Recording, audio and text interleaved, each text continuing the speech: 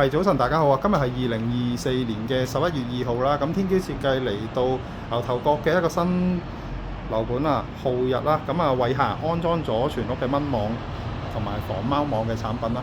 咁由於客人都係養貓嘅人士啦，咁考慮到貓貓嘅安全啊，咁啊喺個單位度啦安裝咗一啲防貓嘅網啦。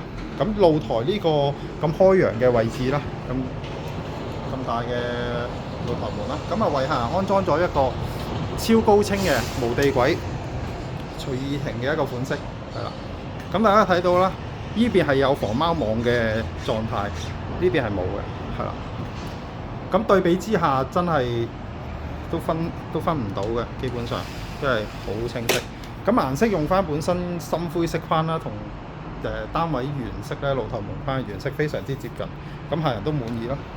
咁呢個位置係啦，避開咗個拉手嘅，唔會影響本身露台趟門個開山，完全唔會刮拉手嘅。冇開貓網嘅狀態下，呢條引導條係3mm 左右，咁啊家庭成員出入露台唔需要擔心話會棘腳啊，產生危險啦。咁啊開山都非常之順暢啦。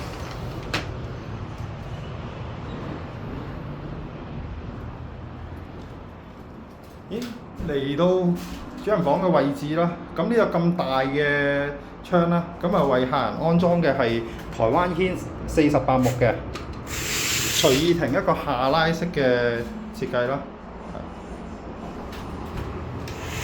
下拉式開到邊停到邊，係啦，咁亦都係非常之高清啊！呢個係48木蚊網打開嘅狀態，呢邊係冇蚊網嘅，係啦。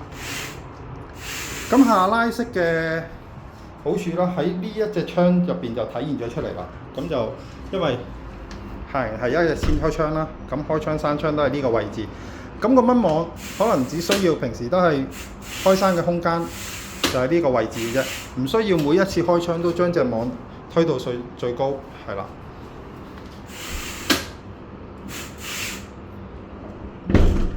閂窗，咁就 OK 啦。如果大家對呢兩款產品係有興趣嘅，咁啊歡迎隨時聯絡我哋天驕設計，多謝大家。